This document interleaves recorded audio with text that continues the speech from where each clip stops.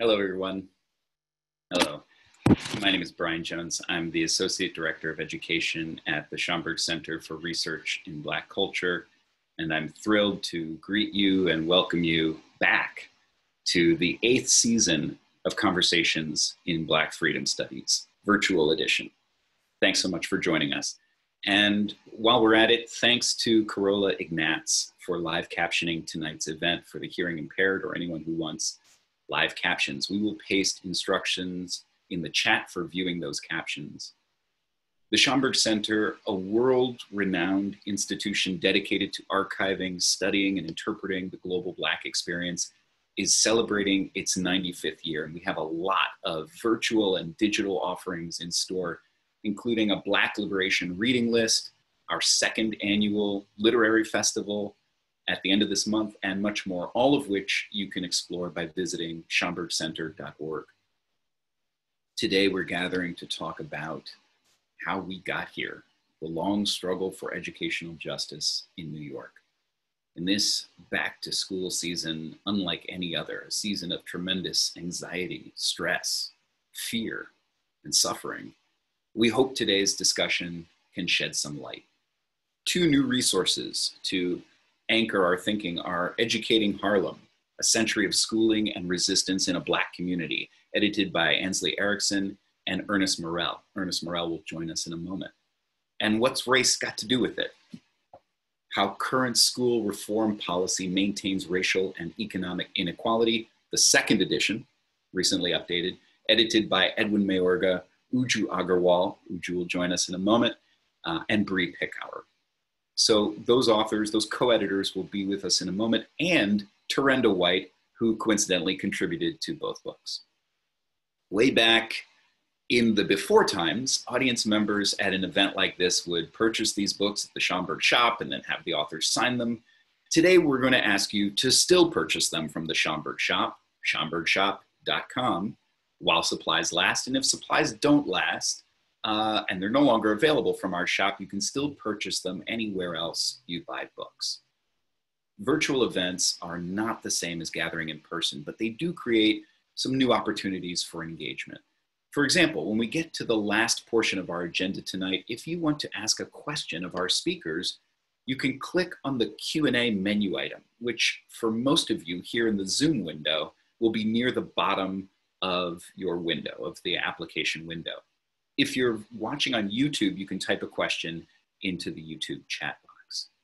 Type your question into the box that pops up, use the Q&A question, use the Q&A feature of Zoom if you're in Zoom, and indicate to us whether or not you want us to read your question, or if you want to read your question, or if you want to say your question or ask your question yourself. Now, I should say this event is being recorded and will be available for anyone to view after the fact on the Schomburg Center's live stream page. The default is that all of you watching will remain anonymous in that recording. If we read out your question, we will only mention your first name to preserve your anonymity. But if you indicate that you want to ask a question yourself, we may make you temporarily visible and audible, in which case you will be in the recording.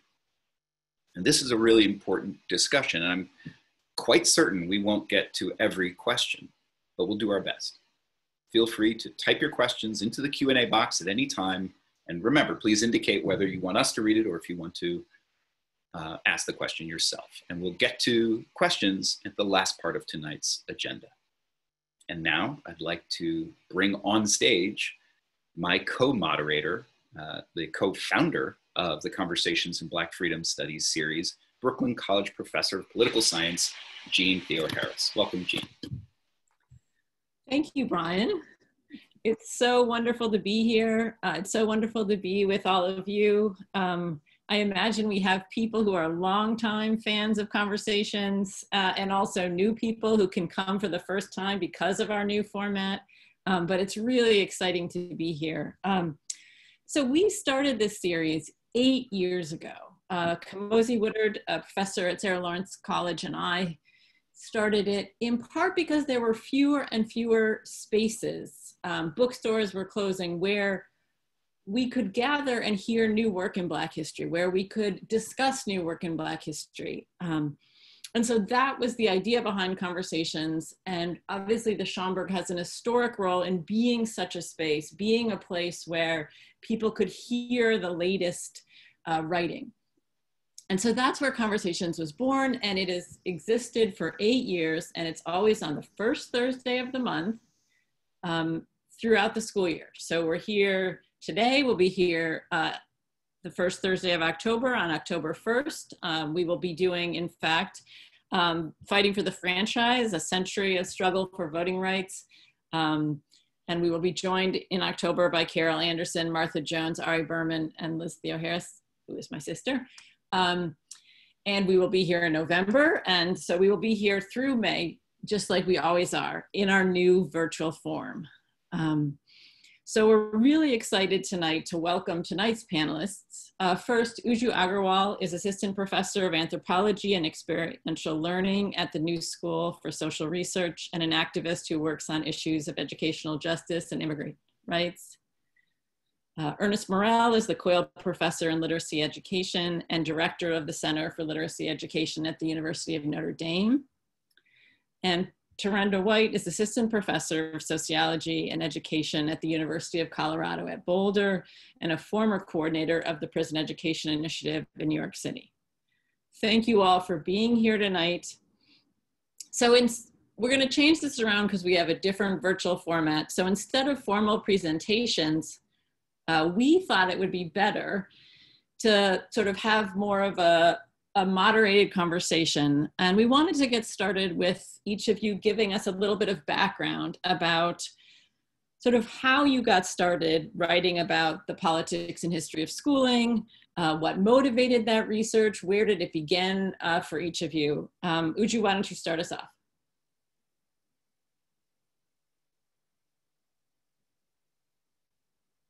Hi, everybody. Thank you so much, Jean and Brian, for inviting me here today. It's really such an honor to be here and join you and such incredible co-panelists and the amazing series and space that you've really created for these conversations to happen.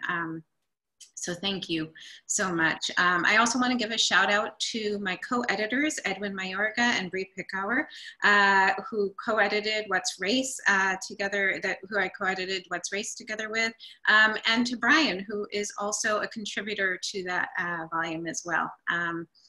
So how I come to this work, on one hand, has to do with where I grew up, which was the region of New York State between Rochester and Elmira, for those who know it, and the poorly funded public schools that I went to, what I learned and what I didn't learn there, and how that made an imprint on me about how I thought about myself, my family, and the world around me. And on the other hand, it had to do with how my life was really transformed by the communities I became part of when I moved to New York, in New York City in the early 1990s, and the organizing work that I became part of in that moment. The organizations and people that I met and who I worked with and who mentored me really had a profound impact in shaping me, but also how I came to understand educational justice as connected to a wider movement for social transformation and the need to be fully rooted in the long array of Black freedom struggles. And so part of that work for me was also part of building for over a decade of base building organization of poor and working class immigrant women of color and community members just south of the Schomburg Center, called Center for Immigrant Families and later the Parent Leadership Project. We were an organization and our work was fully rooted in popular education, which for us meant centering our stories as foundational to our analysis of the world and our organizing to change it. So in our English literacy program, as members shared our migration stories about why we came here, what we expected, what we found, more and more member stories started focusing on public schools, decreasing access, increasing language discrimination, and just discriminatory and bad treatment and disrespectful treatment, and increasing inequality among schools in the district. So this is District 3, which goes from 59th Street to 122nd Street along the west side of Manhattan. Now, some of this had to do with shifting conditions that accompanied gentrification, but also the particular context that we were in, which where there was a significant and large public and low-income housing stock that meant that even as the area gentrified, poor and working class families stayed. So we came to organize around school segregation, demanding that schools reflect, respect, and serve the communities that they were part of. And this work, which was really deeply rooted in collective struggle and community, came to inform then the questions that I would address later in my own research, which focuses more on choice, and which I then kind of came to explore in the wake of the Great Recession, so about 12 years ago. When in the context where a lot of middle-class families were reshuffling their finances and moving into private schools into public schools, away from the private schools that they had used before. So it was really in this moment where people who lived next to each other, but who rarely met, came to struggle over the shared resource of public schools, who they would serve and who they would prioritize, and what rights would mean. And later, as some might recall, that would escalate into just a few years ago, some of the most contentious rezoning battles in recent decades. Thank you. Ernest, what brought you to this work?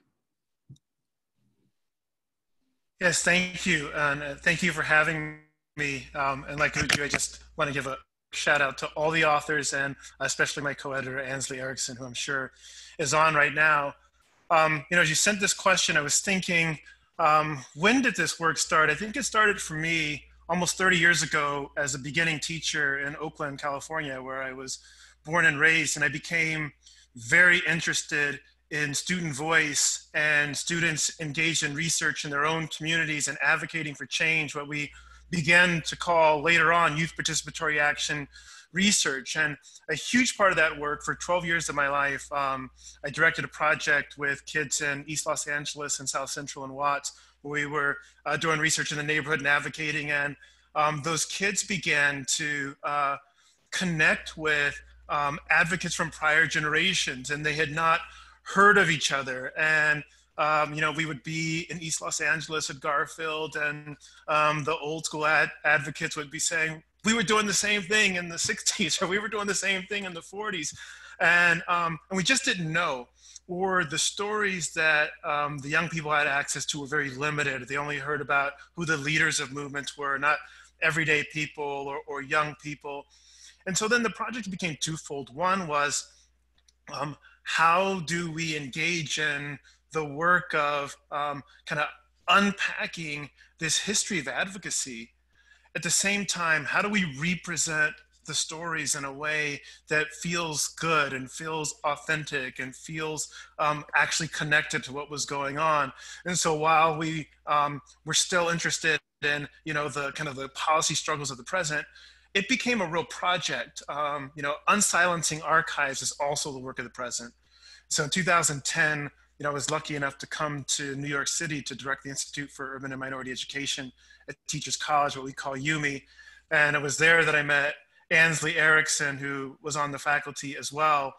And we really began to think about what this would mean as a project, to look at histories of agency and histories of resistance, and what it would be like to do that from a perspective that we thought was critical and authentic.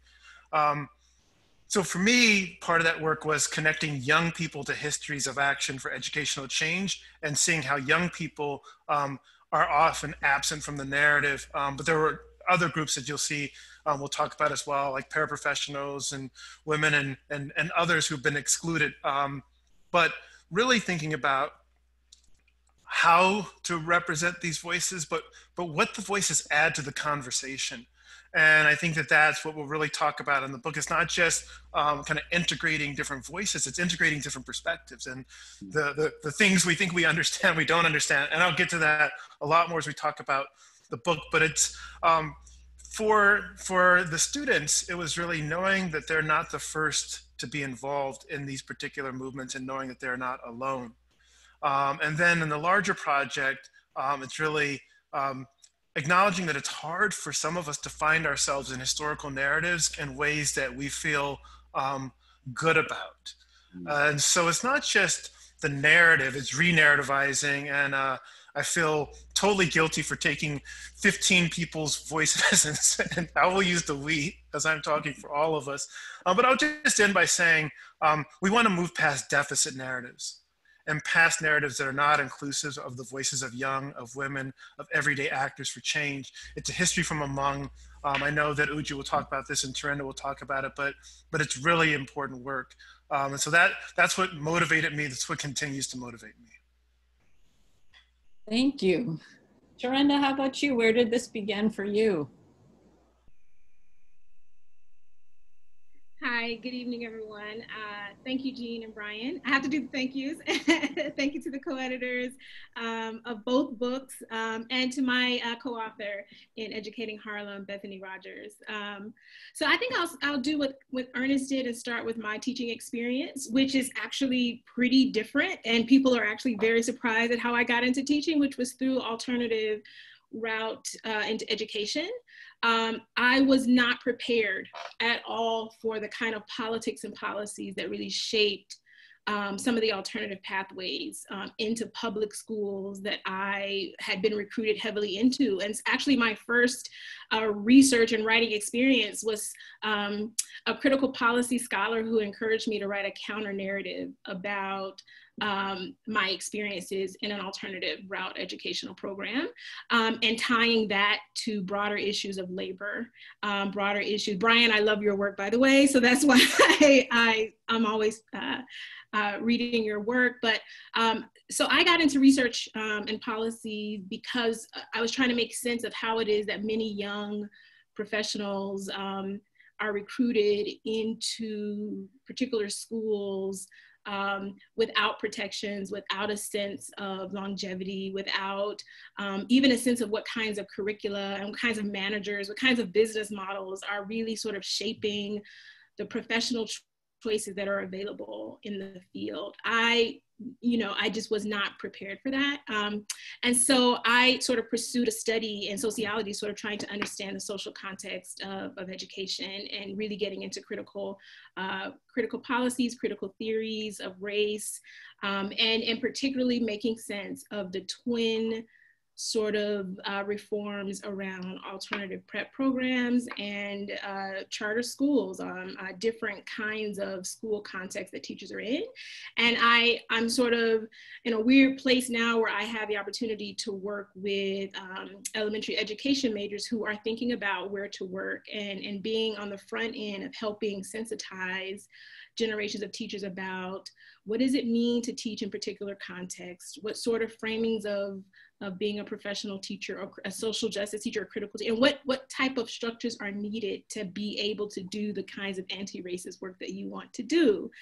And I would hope that that kind of research saves a lot of years and a lot of struggle for the mismatch that we see sometimes with all of the choices available for where to go to school, for where to teach, but may not be in alignment with your core values about how to teach, what's ethical and what's humane actually for kids. So that's been an 18-year journey. And that's the kind of the work I do now and how I ended up in sort of thinking about policy from the perspective of labor and sort of district reform. Thank you. And as we can see, these are long journeys that have led to this research. And I think now we want to turn to kind of the meat of your research. Ernest, why don't we start with you? Tell us a story from your research, either about how educational inequality has manifested in practice, in discourses, or conversely, a story of struggle of one of the movements that you're writing about. Yeah, thanks, Jean. And hopefully the story will be both. It'll be the story of the ongoing tensions between structural oppression and resistance. So when Ansley and I started this work, it's been 10 years.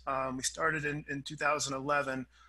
There are three components of the project, at least, one of which is the book. We wanted to convene authors from a variety of disciplines, perspectives, to come together to help us tell a historical a narrative of resistance and structural opposition to that resistance in Harlem. And we wanted it to be multi-perspectival in a variety of ways.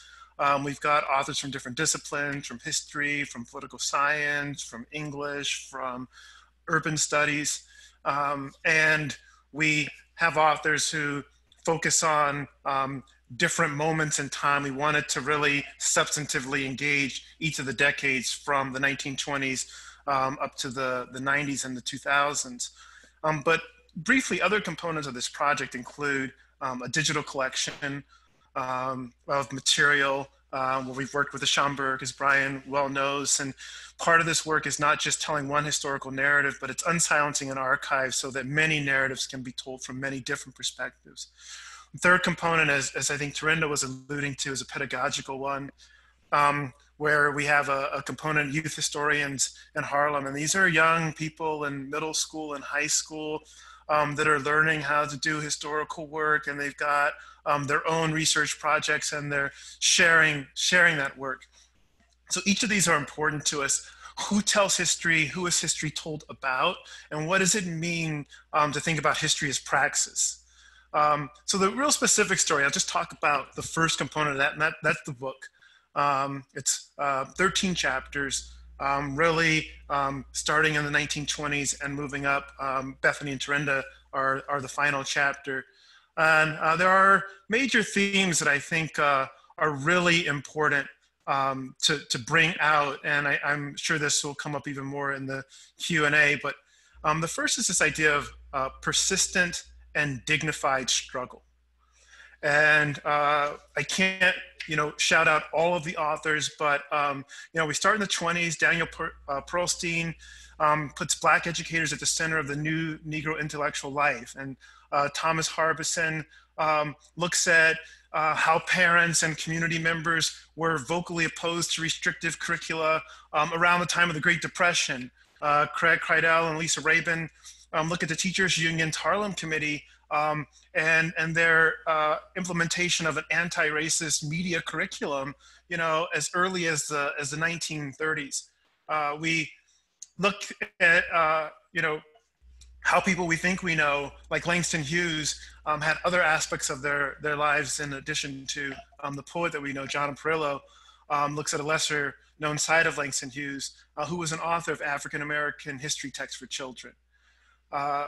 We continue, through the post-war years with scholars like Ansley, who was only an editor, but also contributed a chapter that explored an early 1960s program initiated by Kenneth Clark, which we know as HARU, which to me kind of set this notion of youth participatory action research 50 years prior to where I was looking for it. And the kids in the neighborhoods were doing the same kind of work and coming up against some of the same kinds of struggles, but also I think realizing some of the same kinds of triumphs. Russell Rickford looked at how activists attempted to translate the Black Power movement into subversive and transformational educational practices. Kim Phillips Fine and Esther Sina look at determination of local residents to combat inhumane austerity measures that the city meted out fiscal crisis in the early 1970s. Brittany Luer looks at the work of Babette Edwards as an early advocate for vouchers and ultimately charter schools in Harlem. A second theme is that new actors, that there are new actors in the making of history, but also in the history itself. I mentioned some of them in the earlier chapters, but Clarence Taylor speaks to the visible presence of women in teachers' unions and identifies key women activists. Marta Gutman introduces the Harlem Parents Committee and other community advocates who organized to demand the building of a new and integrated school in Harlem. Nick Jurovich tells the story of local women becoming paraprofessionals. Again, Kim Phillips Fine and Esther Sine articulate the importance of the local Amsterdam news in sharing stories of resistance fiscal crisis, and as kind of a counter narrative to what you would call more popular papers like the New York Times. Another theme is we wanted to get beyond this notion of a single narrative of Harlem, a single voice, and really look to diversify perspectives. You know, I think of some of Adichie's work of the danger of a single story. So our chapter authors bring to the forefront variations, tensions, debates within advocacy movements across these eras. And I think that's important for us to look at today. Toni Morrison talks about the economy of stereotype as a way to silence. And what we want to do is to speak about the multitude of voices and perspectives, all I think stemming from a indignation, but taking very different approaches and sometimes humbly disagreeing with one another. And we want to bring some of that rich divergence to the forefront. So there's no kind of single movement, no one approach to change. The chapters repeatedly highlight the diversity.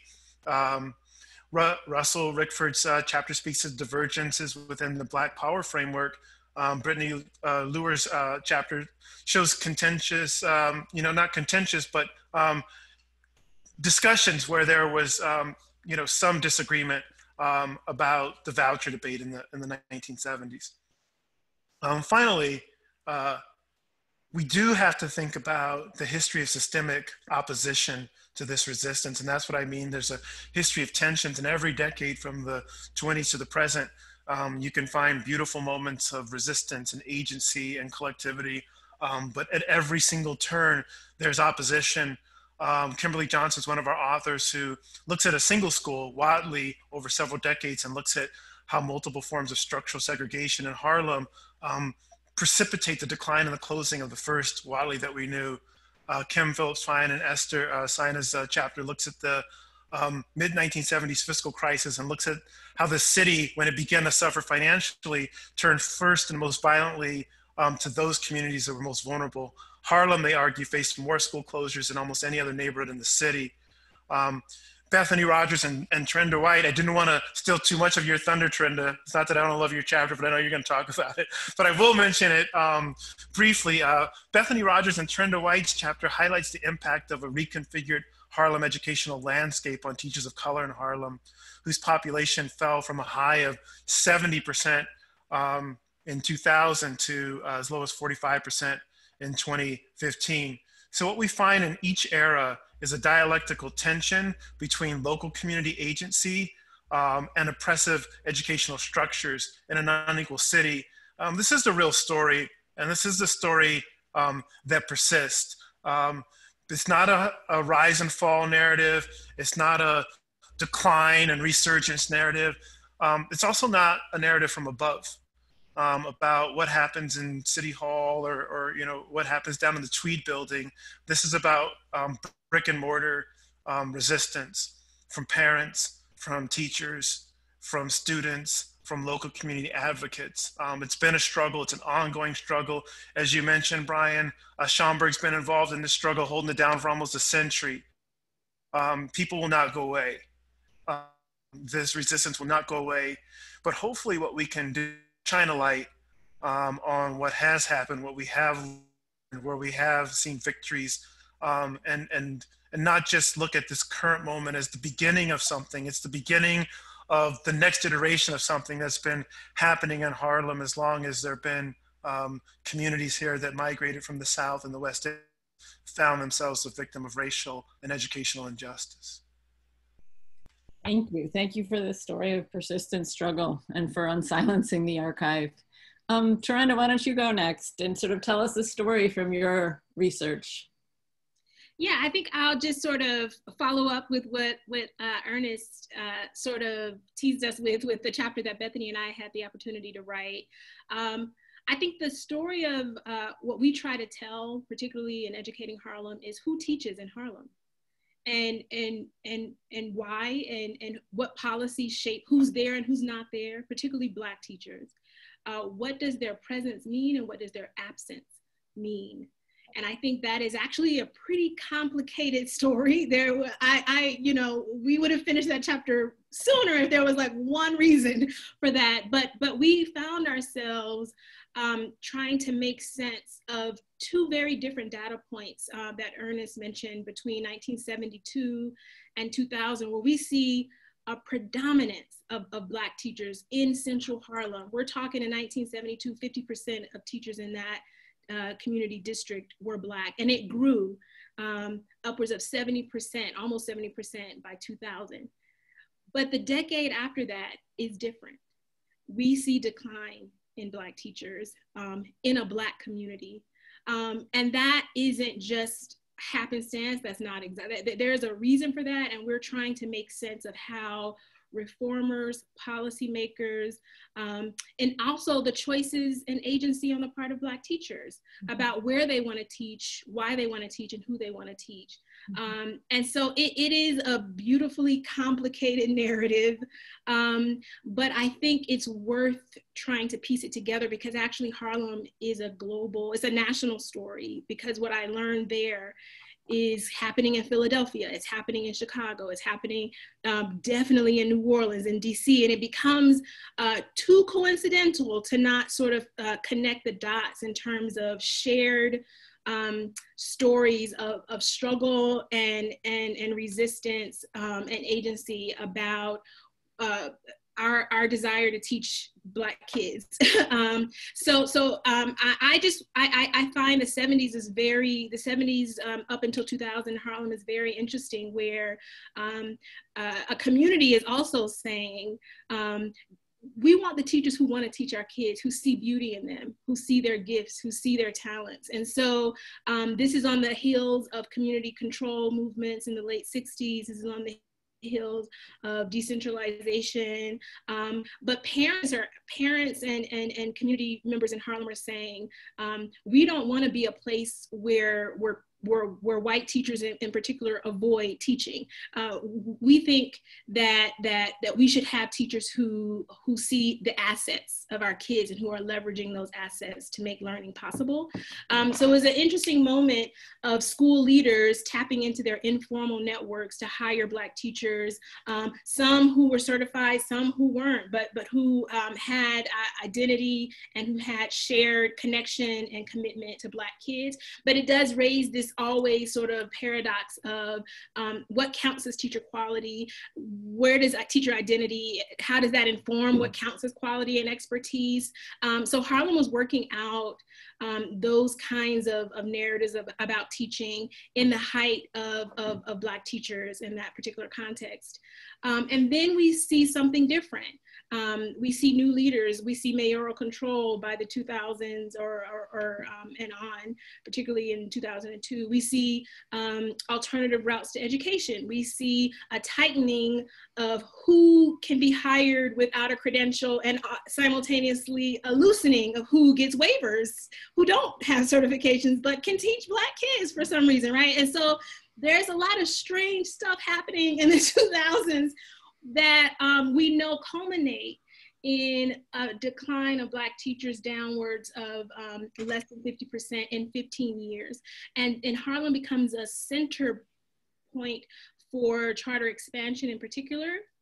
I think what so first of all, I used to live on 135th between St. Nicholas and Frederick Douglass. And then my half of the rent, this is when I knew gentrification was real. It was like my half of the rent was $1,100 and I had to move out. I was like, this is not gonna work. But I remember like walking and talking to parents. You see advertisements of particular schools. You see, you're on the bus with people who are sort of talking about education. And I really took that as an opportunity to really make my dissertation and my research as a graduate student about the charter school movement in particular in Harlem. And I was actually honored to sort of speak to some of the first Black teachers who chose to teach in charter schools. And I learned that there are, once again, to Ernest's point, there are multiple stories about how perpetual struggle for quality education and self-determination in Black communities actually created an affinity and an interest in charter schools on the part of Black residents. And most all of those early charters that I learned about between 1999 and 2005 were these community-based charter schools. Parents were on the board. They were like, I mean, it was just this like, oh, this is what it could have been forever, you know, but it changed. And it changed while I was there, you know, between the mid, you know, 2007, definitely by 2012, 2014, we saw a very different type of charter model where I saw economies of scaling and replication and charter management organizations and people who were sort of making decisions about the education of Black kids who were not necessarily from community organizations, whose central offices were somewhere else. And that just sort of created an interesting dynamic around how a reform can start as one thing, but then be used and appropriated for very different reasons, and how Black people are trying to meet our own desires and our own struggles for education, sometimes through these reforms, in spite of them. And I think it's actually quite amazing to sort of hear some of the people in that sort of movement sort of say, this is how I thought of this movement, and this is something very different, this is something very foreign to how people conceptualize education. So anyway, we try to tell multiple stories that I think honor the nuance and complexity of what it means to be teaching in a Black community, and the struggle to sort of find the resources and the context that allow you to teach in the ways that teachers want to teach, but then also coming up against struggle and opposition of those with a very different framework, particularly from a business model, a managerial model, and teachers who are realizing in that moment of tension with very powerful central managers that it's not okay to trade off our democratic rights and our protections, and trying to figure out how they subvert, how they manage, how they navigate new systems that may not have been designed with them in mind. So that was a part of what we did in that particular chapter. Thank you for that. And that sort of, that story of change, and that story, I think, reminding us, certainly part of the struggles of the 50s and 60s was to get more Black teachers into the system. And I think part of the beginning of your story reminds us that there were real successes, real change, and then change again. Yeah, Ujju, tell us a story from your work. Hi, so I guess what I want to begin with is just some of the experiences, the conflicting experiences of choice that we encountered, and that I later then encountered in my research. So on one hand, when we think about choice, it signals a lot of different things. And when we were organizing as the Center for Immigrant Families, back then in the early 2000s, it signaled kind of shorthand for charter schools, which many associated then with privatization, right? But then we found, again, through our organizing and through lived experience, that the practices that people were identifying with charter schools often of differential treatment, value assigned, and not the charter schools that you were referring to, Terrenda, but right, the ones that were growing as charter corporations more. So a different valuation that people were assigning to students based on what they predicted their test scores to be, the impact of non-state funding, and that these things were being used in the public schools all the same. So we started kind of focusing on that, and ironically at the time, it was a lot of the same people, the minority power block in the district, of primarily white parents who were really opposed to charter schools, but also very invested in defending the segregated structures from which they benefited, and which were very much rooted in policies of school choice. So then again, when I started kind of embarking on my own research in the aftermath of the Great Recession, these kind of slow processes were much more illuminated, kind of a lot more clearly, as there was this tip into the public schools from folks who had been previously going to private schools. So for example, I'll give you a couple kind of quick examples. One highly sought after school in the district, and this is again District 3, it had a wait list of the highest in the city, 125 kids for kindergarten seats. And the moment wasn't so different from today, right? It was a time of austerity measures where the city was cutting public goods and services. A lot of schools were being closed. And nearby, there was a lot of room in public schools, right? They were undersubscribed. They weren't being fought over in the same way that they might be today. And I'll talk about that in a minute. But in this moment, then the parents on this wait list use their money and political clout under the banner of the public and investing in civic life to get the city to start a new school for their children, again, in the time of austerity measures where other schools were being closed. We see this new school open up for this particular group of families. And in some ways, as I started studying more, I was reading about the segregation academies in the post-Brown South, where choice was, again, mobilized to create these enclosed spaces. I saw so many parallels, right, to what was happening in kind of the present day. And yet in this moment, in this contemporary moment, it was being done under the banner of progressive politics and investing in public and civic life.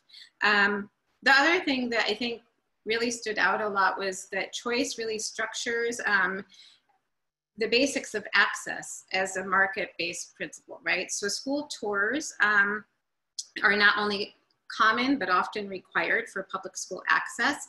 And so again, we see marketization built into the structure of the public. You can't really oftentimes apply to a school unless you go on a school tour. And these tours were oftentimes hard to gain access to. So many members clearly saw the differences of who was valued on the school tours and who was not. That is, who the schools were really actively trying to recruit and who they were pushing aside. It was really hard, for example, for folks to get a spot on a tour, just a single spot, right? And then when we would go on the tour, we would see that many two-parent middle-class families were given access to the same tour. So they were able to acquire 2 spots on this tour that was so hard to get one for. So in response, we started organizing together to go on tours together. It was a tactic we developed at the Center for Immigrant Families to both defend and support one another, but then also monitor and document what the schools were doing. And on one tour last year, we noticed that, or actually when parents asked openly about what the school was doing to address segregation and why it was not, for example, didn't seem to want families from the nearby public housing project where some folks in our group lived, the school openly reprimanded the parents, right? And demeaned them and scolded them for asking such a question. And this is at a school that has a supposed celebrated diversity plan, which makes us then think about kind of, right, what diversity means for whom and through whose lens. And of course, this treatment then impacted how people thought about their children, how they would be treated if they did gain access to the school, right? So their own choices in choosing. If you're treated disrespectfully on a tour, are of course your lens is gonna be shifted about what, how that school might treat your kid. And I guess the other thing that I want to focus on is that, you know, a lot of times we hear about choice through the lens of white parents, right? It's about people who are supposed to be better informed, who are more savvy, who are more empowered, who have more time.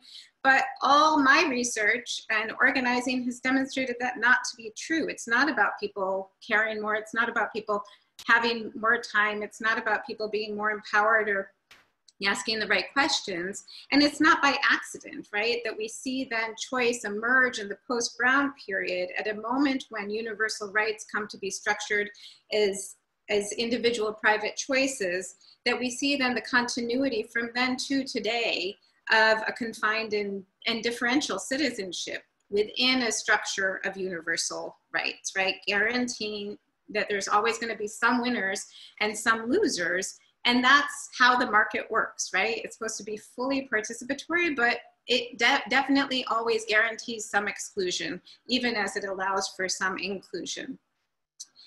And I guess one of the things that we hear then about is, well, people hoard resources, they need to make better decisions, right? They need to we need to educate people to make better decisions, but it's really the structure, right, that ends up creating a way for people to only ever be able to care about their own individual family, their own kind of individual case, right?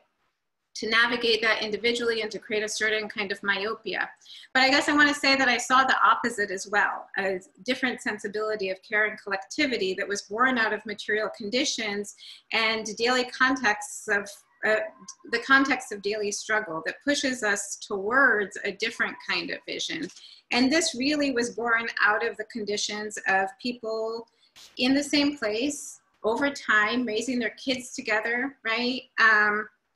Working together as neighbors and as co-workers, and in the tradition of other mothers, right? So expanding beyond the nuclear family towards an understanding of children as representing more than one family's future and more than one family's responsibility. So again, this kind of tradition helps us think about kind of the longer, what might be possible, and also points us towards longer histories of struggle that are not just about kind of integration or inclusion, but really about self-determination and a redistribution of resources.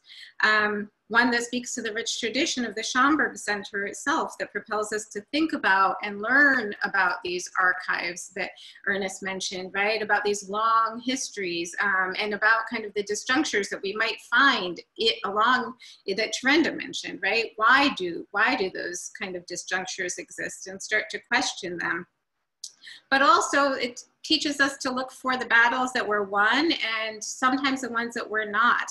The organizing, for example, undertaken by the mothers of the Harlem Nine, who faced jail time in 1958 for refusing to send their children to schools that they were certain would harm them.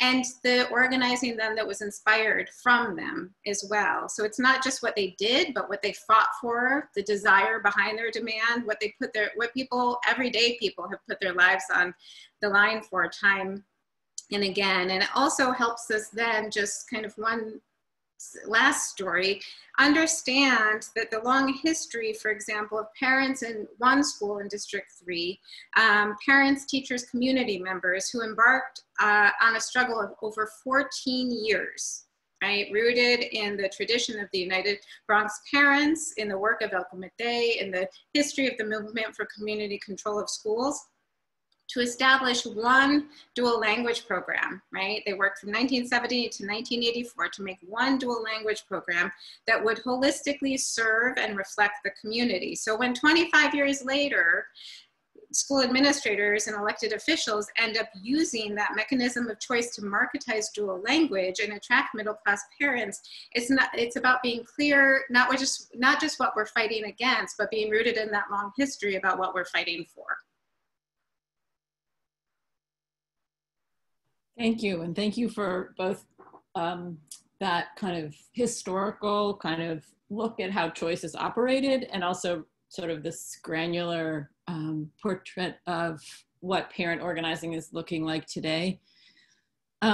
So I think many of us have welcomed over the past few years that we've finally seen the New York Times turn to kind of both covering in a more substantial way kind of educational injustice, the kind of long history, both in of struggle and educational inequality in the city, and contemporary issues of educational inequality in the city.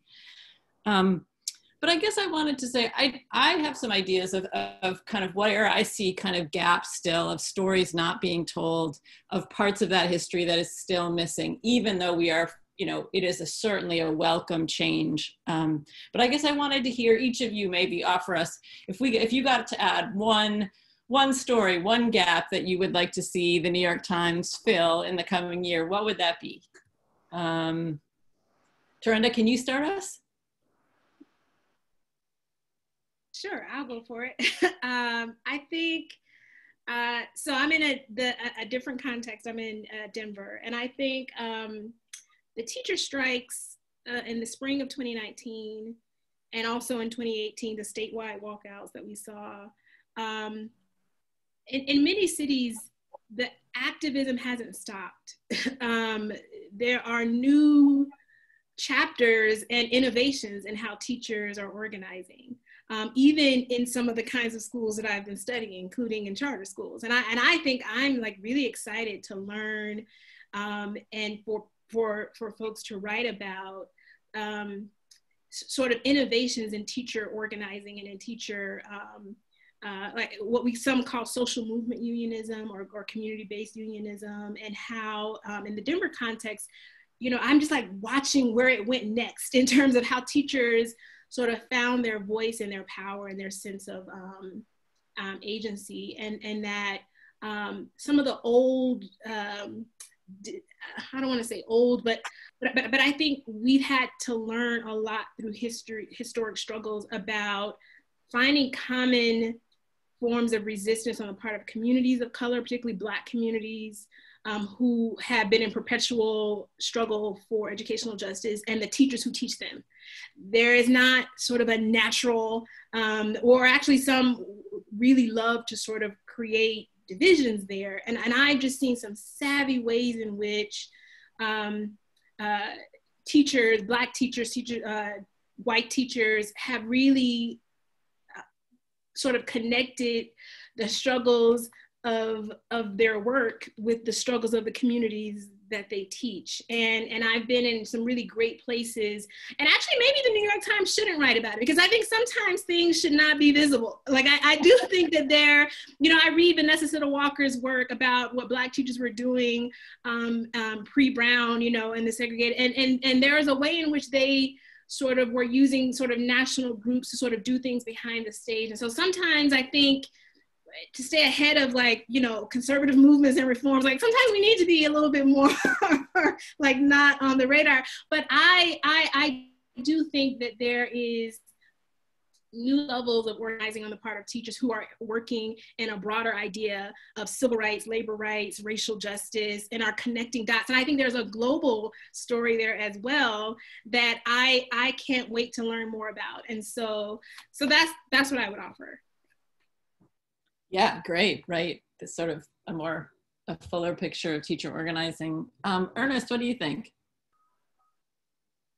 Yeah, thank you. I was telling Jean offline before we got on, I just found a New York Times story from 1966 that covers my mother's high school when she was just graduated, but her younger sister was a student there, and it called people who were involved in a protest wild and accused them of violence and used a form of the N-word.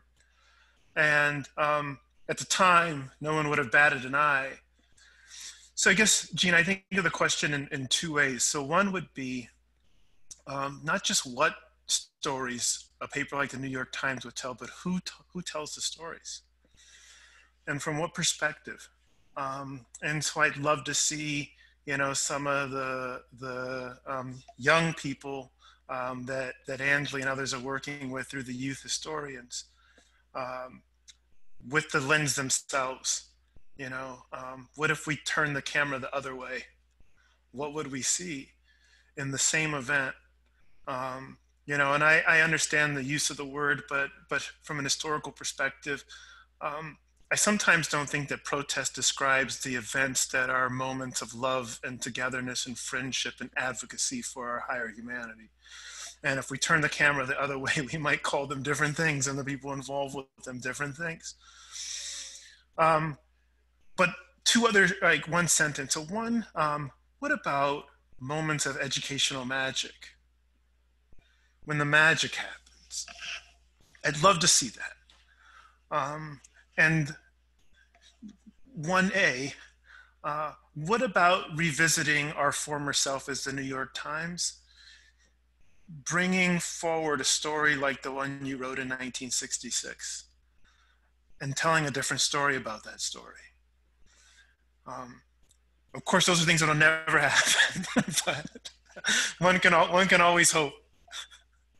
Right. Although, I mean, I'm not sure they can't happen because as we were talking about before, the New York Times regularly runs articles about newspapers in other cities reckoning with their historical coverage of the civil rights movement, of lynching, right?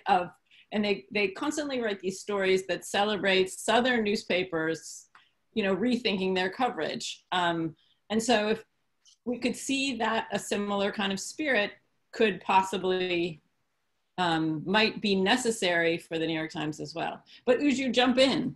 What if you got to? Well, I think maybe two connected things. One is that just, again, choice is not agency.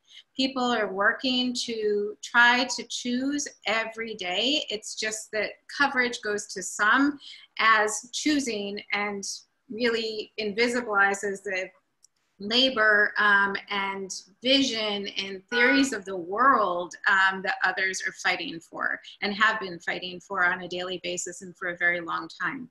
And connected then, I think this, you know, there's a way that people from the left and right of the political spectrum like to say, you know, a zip code shouldn't determine a child's future, but geographers teach us, and most New Yorkers know, that contestations determine the places we know and live, right? Resituating then schools, parks, housing, libraries, and so many more things as actively made and fought out helps us kind of then reshift that and refocus then again on the everyday contestations that are not always won, but also the labors that even go into the contestations, right?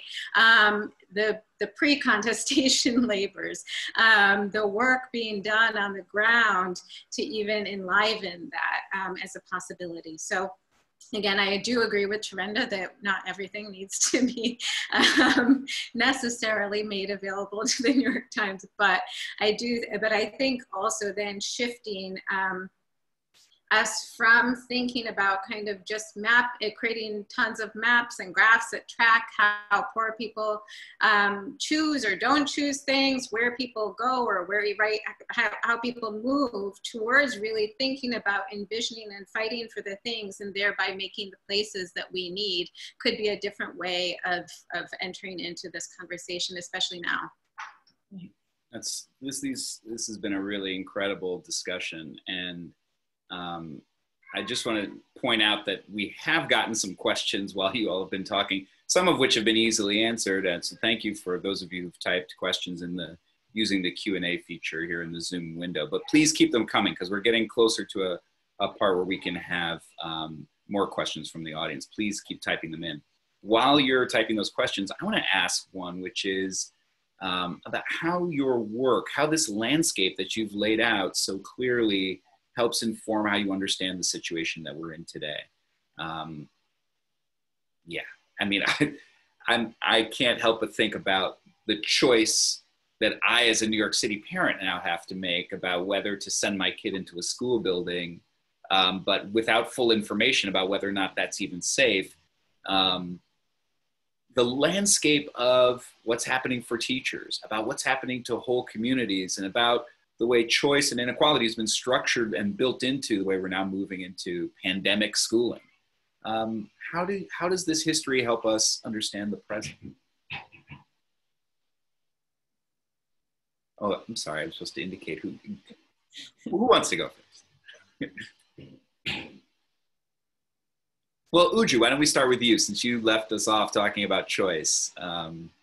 Sure. I mean, I think, you know, so going back to the book that Edwin Bree and I co-edited, one of the things that we ask authors to do is think about how do we, oh, thank you, Terrenda. At the moment, pre-pandemic, we were asking folks to think, Brian, Terrenda, and others, right, to think through kind of what, not just what we might learn about particular education reforms, how race and class, of course, work together, and so how we're thinking about racial capitalism and the state, but then also how we're thinking about crisis. Right? And one thing that Ruthie Gilmore and Stuart Hall remind us of is that a crisis is about a given system not being able to reproduce itself, but it's neither good or bad, right? It's a moment where struggle over certain things, again, isn't predetermined.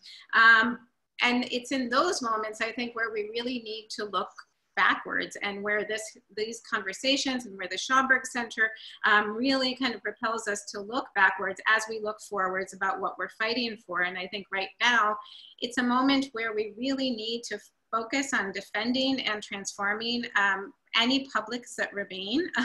We see the struggles over the post office, we see struggles over public education. The Trump administration in the tax reform code built in, so I mean, they knew that we were targeting privatization in some ways, and so they built in a slow erosion of public schools into that tax reform, right? And they are doing it again, even as kind of they're rolling out these short-term measures. We have to have a longer-term vision about what's then embedded in the School Choice Now Act that they're trying to push through, and other kind of reforms that they're trying to push through, which would really erode the entire infrastructure, right, of public education, even as, so I think we really have to have learned from past struggles. I think we have to have our eyes on protecting publics, even if they haven't been perfect. They do provide a container of what we might fight for, which we don't have always in other spheres. So I think the current crisis just really makes clear that choice is broken, right? Choice is broken, and we need to defend and transform at the same time the public spheres and infrastructures that we still have. Thank you. Terrenda? Yeah, I would add that I think I can't help but remember how in the early phases of COVID, there was a reckoning about who our lives were depending on in terms of essential workers and people for whom their work had not been valued, not enough. And the sort of divestment in public institutions, including public schools now, we are learning that we need the people that have been the most sort of invested in, particularly in moments of austerity and marketizing of public institutions. And I just hope that there's a way to extend what seem like temporary practices now.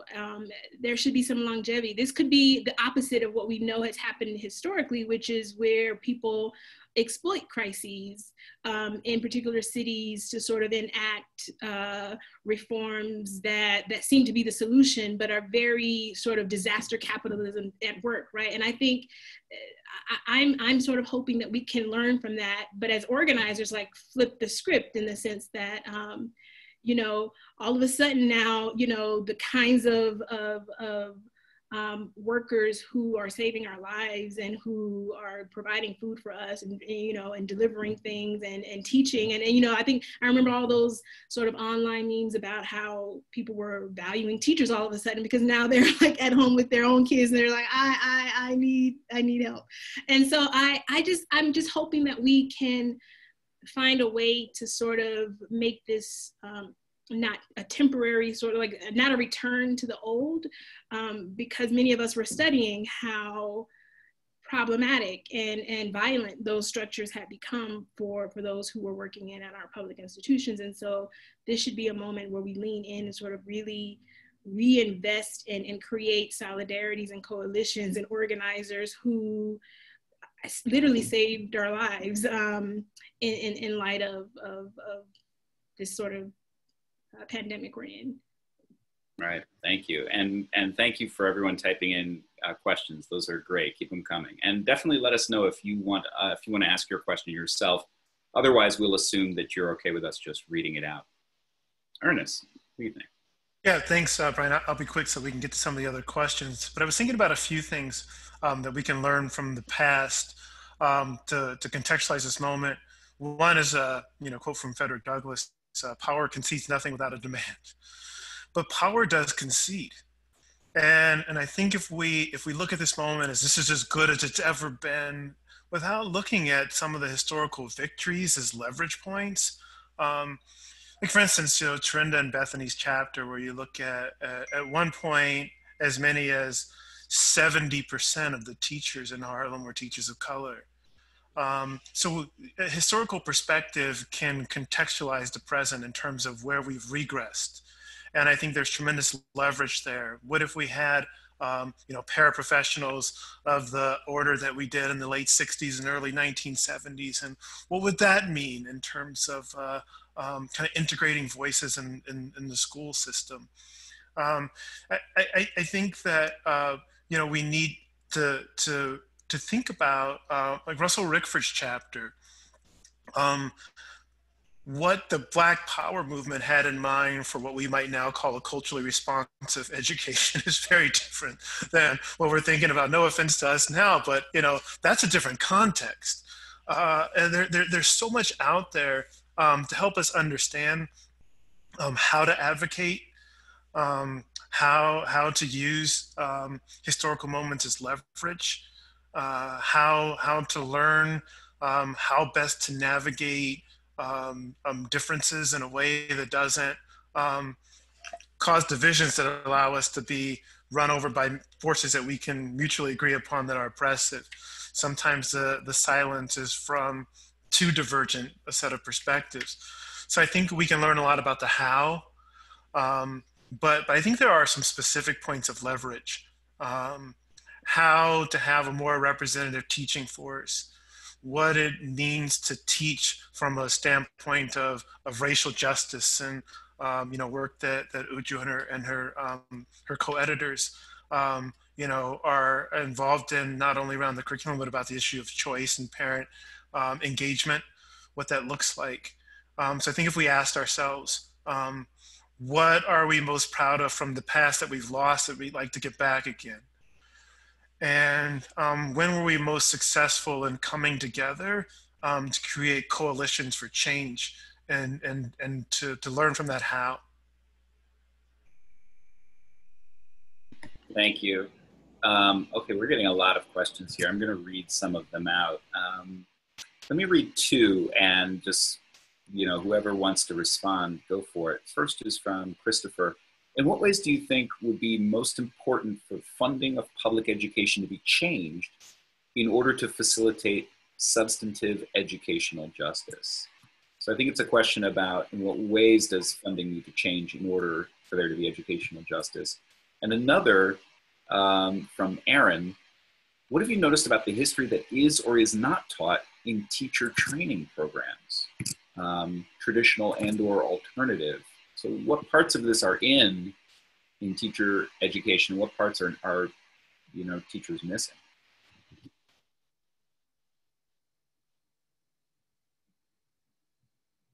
Who wants to go first?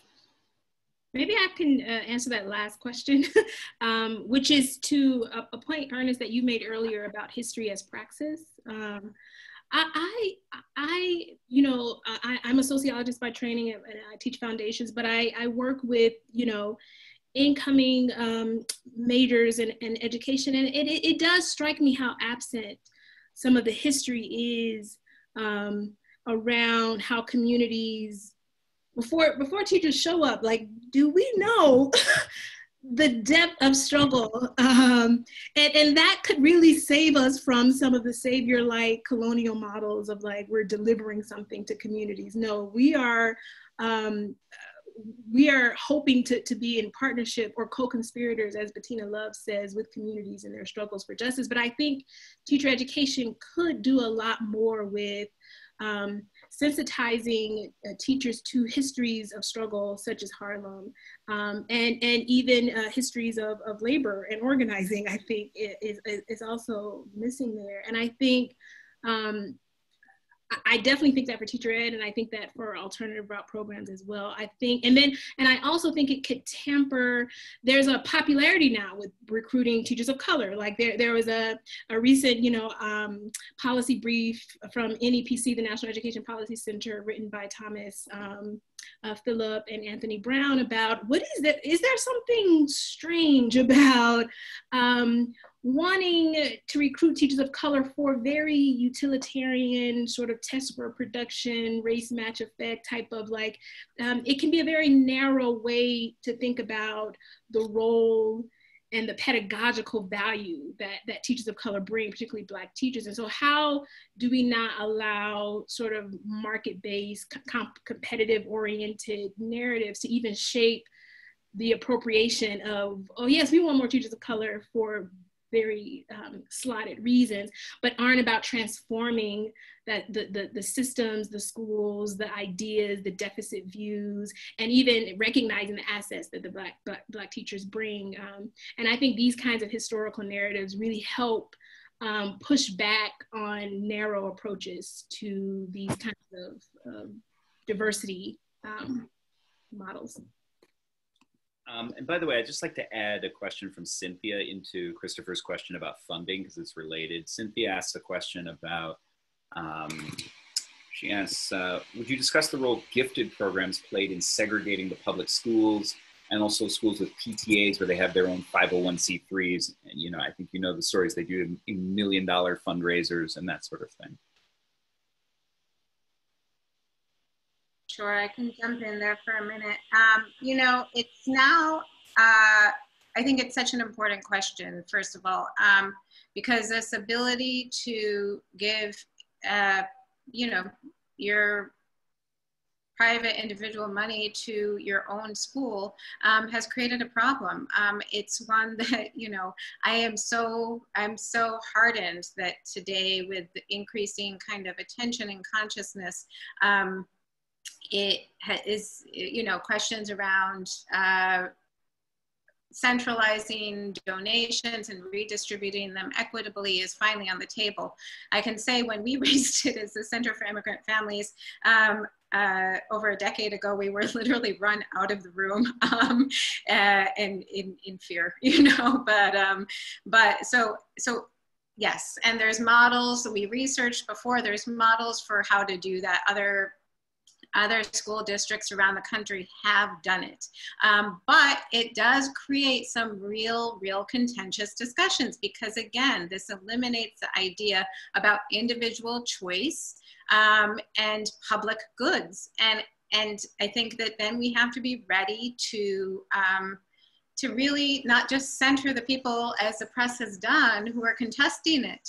We have to be centering the people who are calling for it and why it's necessary, right? The people who have been organizing for it, the parents who are saying that, no, it's not okay to have all these, to have PTAs with exploding budgets and then another school be doing a drive to make sure that every child has a warm winter coat, right? So that's not okay. And we need to center those voices and center those families in the discussion instead of just kind of the big headlines about kind of the parents contesting and what they're going to do and pull out of the public school system, right?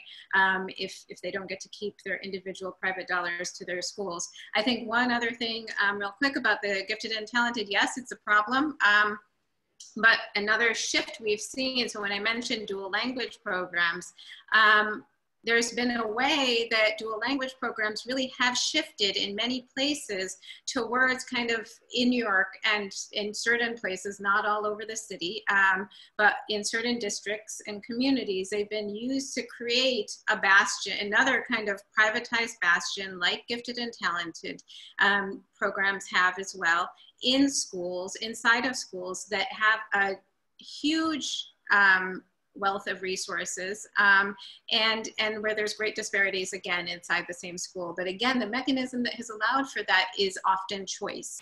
So I think we need to kind of look at kind of what's holding the glue together amongst these different things so that as we get rid of one thing, as we push to get rid of gifted and talented, And this goes back to the Hydra model that Edward and Bree and folks from NICOR developed in the first edition. Another kind of head doesn't spring up in the monster to say, well, we're going to kind of extract resources or dispossess public schools in this way, if not from that way. So we have to kind of be holistic in our thinking, as others have indicated. I think as Terrenda mentioned around the idea of coalitions, right? We need to have, it's not just that we need to fight together to support each other. We need each other to understand the fullness and complexity of what we're fighting. Yeah. I would just briefly add that to something that Terrenda said, in addition to having more classes or more content on the history of education, I think teacher education just needs to be integrated with more voices, local voices.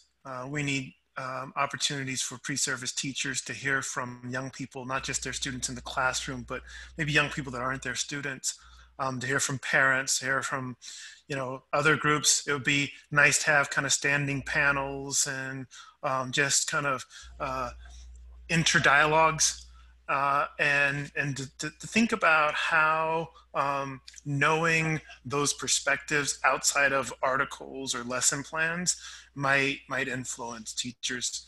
Right now, I think that the bandwidth of information is too narrow to really understand the practice or the context within which the practice is situated. Thank you all. I want to ask another question that we got, and just kind of preface it because I think it's referring to something that everybody will understand who's not in New York or may not be familiar with the history, which is that in 1968, there was a series of strikes that the teachers union went on strike several times, in part protesting or challenging the way a section of the Black community was trying to get control of their schools. This is 1968.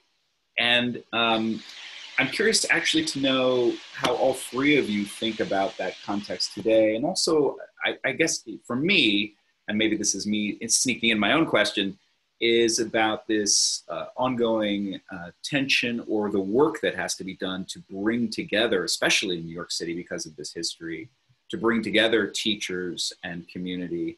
And I know many teachers and teacher activist groups have been working on this, in part having more Black teachers, having more teachers of color helps when you have overwhelmingly students of color and overwhelmingly white teachers. To change that demographic helps. But I think there's also political work that people are doing to try to come together and find genuine common cause and solidarity. And I know there was a proposed or a planned New York City teacher strike in the air again this fall over unsafe conditions in the schools. So how do we look back at this history? How do you three understand this history of 1968? And let me just read Anna's question. She writes, I'd like to know about the validity of criticisms of Black community-run schools and school boards under decentralization policies in the 80s and 90s as being corrupt or troubled. How much of this narrative is rooted in structural racism or white supremacy as to the ability of communities to run their own schools? And then related to that, where is the role for Black leadership, the ability of Black leaders to hire teachers from within school communities within the context of district collective bargaining contracts?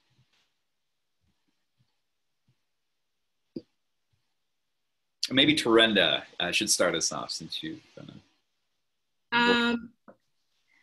From what I'm hearing about the question, I think we have to acknowledge that moment, I think it's Ernest's point about who's narrating these histories.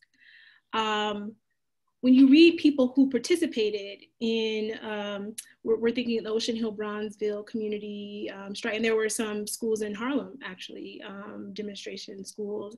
Who gets to tell that story? Is it the community members and some of those district leaders who, when they tell that narrative, is very different? And so I think that question about questioning the validity, if it's a majoritarian narrative, if it's a narrative about almost feeding into deficit ideas about Black leaders, that's a problem. But I think there are I think it might go back to the I think you called it the interdialogue, Ernest, around if you bring multiple, almost like a panel type of thing, I think that needs to happen amongst not just historians, but people who lived that moment and how they understand it, and how do you honor that struggle and honor those who felt very strongly about wanting control of their schools and curriculum and teaching, and how that bumps up against teacher autonomy and teacher rights and all. That's tricky, but I don't think we get anywhere when we have two simple stories and stories that are not from folks in that community. So I question the validity of some of those narratives, but I think we have many others contexts that teach us how to do that better in terms of communicate across, in terms of bringing multiple voices to the table, in terms of having dialogue about how do we find our shared struggle in the current moment, and learn from those histories in productive ways. And so I don't know if that answers the question. But I think it is about who's telling narratives, and that's a problem in many other domains as well.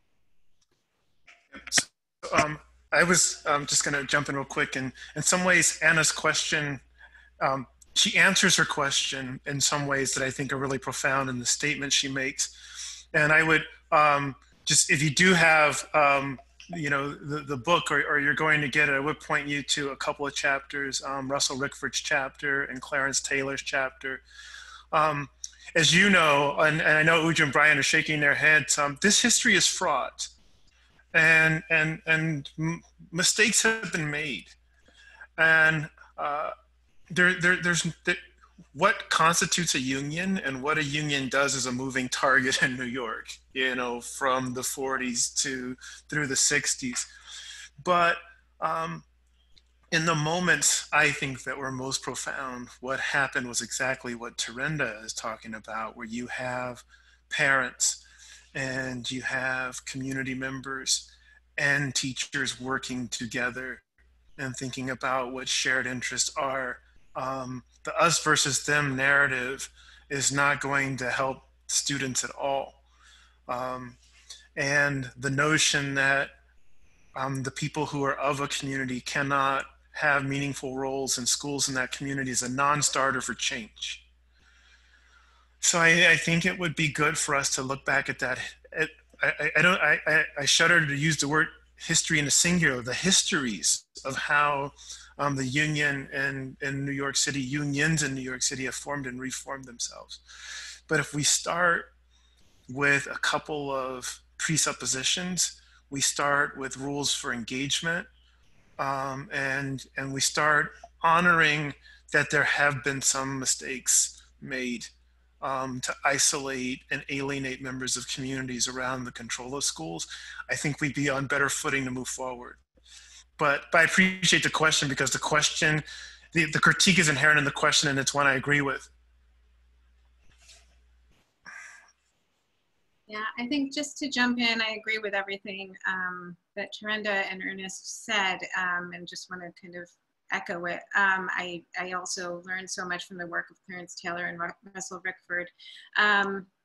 I also just think in terms of where we might look, I think that yes, and the critique being embedded in the question, but I think we can also look to models from today, right? I mean, what people have built, for example, in Chicago is profound and deep and powerful. And it didn't just happen overnight, but it was based on deep, deep relationships that people spent, again, not covered by the press. This is not what we'll learn from reading the news all the time, right? But we do know it from being in community and working in community. We know that those relationships between teachers and parents and communities were built over time, so that when things did break, there was a whole infrastructure of relationships to hold it, and solidarities to ground it. So.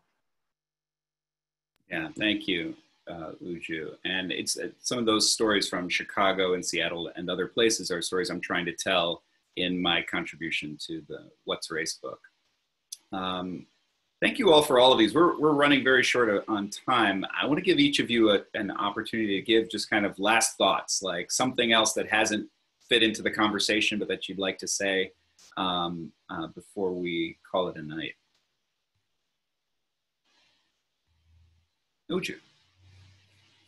Just to say yes, definitely read Brian's chapter in the What's Race book. He charts the problem to the kind of the contemporary in a really profound and yeah, you'll learn a lot, and I hope you will read it. I think one quick correction to what I said before, kind of context, I wanted to also say that dual language programs, as I noted, really arose from a desire to build an alternative from bilingual education programs that were with understanding children, immigrant children as deficits, right? So the vision and what they were grounded in, that history is very powerful, and that's what I hope we can protect away from a market model. Yeah, and finally in closing, I guess I would just say thank you for this conversation. I learned so much. I think this is a time where we need so many more conversations like this, particularly that connect the kind of historical to the contemporary and give us a framework through which to think. I know for myself, I feel very kind of harried by the everyday in our world. So to be able to pause and learn and think together and to create that space through this lens of conversations in Black freedom studies is so very, very, very critical. So thank you. Terrenda?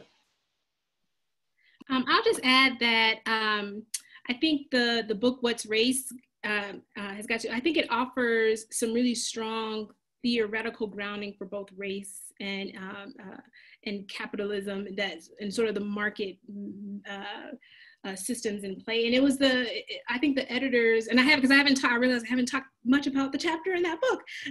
Don't kill me, Bree and Edelyn and Ujju. But what I think that book really pushed me as a writer also to sort of think about this like either or type of thing. We're in a business model of schooling, and there is ways to push against it and resist, but I think we have to know what this is. And I sort of appreciate theories around whiteness as property and accumulation by dispossession, and understanding the kinds of just being able to name what's happening in our communities, and to sort of say that is not actually empowering. That, you know, things are called empowering, but they don't really feel very empowering. And I think that book has a way of helping to sort of name power, but also to name powers among people who are pushing against it, and to sort of be connected to NICOR and other organizations that are pushing against, but really being precise in like what we're sort of facing, and how this current moment could also be appropriated in similar ways historically, with pushing to sort of deregulate, you know, defund and all these kinds of things. We have to be really keen on the games that are being played is how I sort of think about it. So I just wanted to add that, because I don't think I talked enough about how those frameworks in that book really helped me to sort of piece together the larger connected hydras that we're up against. Thank you. Ernest. Yep. First of all, just sorry to Ansley and all the authors for all the things I didn't say about your wonderful chapters in the book. But Ansley, I think, is in the chat, and she's put in some links to some free digital resources, including a digital edition of the book. But I just want to end with a statement and a shout out to the Schomburg. Really, the unsilencing archives is always good work, even in the midst of a social movement, because we see the present through the lens of the past. And this isn't like what we do after this moment. This is what we do for this moment. Contributing to archives, but no one has done archives of resistance in the Black community better than the Schomburg for 100 years. Bring your students to the Schomburg. Exhaust the archives, ask questions of the archives that we have to demand answers to through our historical work. I've been telling my students the archival work is the genius of the next generation of historians. because it is going to make this the historical narrativizing possible. So that's work we do together by contributing to the archives, but by using what's there. When we get back in person, bring your students to the Schomburg. Also, just check out and support the work of the youth historians. Thank you, three, Ernest, Ujju, and Terrenda. And thank you, Jean, Theo Harris, co-moderator tonight. And thank all of you for tuning in. Some of you asked where this will live after the fact and if you can show it to other students or people in other places. Google Schomburg and live stream. And pretty soon, give us a moment, we will get this video up to that website. Thanks to everyone. Thanks for coming, and we'll see you October 1st for the next event in Conversations in Black Freedom Studies series. And don't forget to get the books. Stay safe, everyone.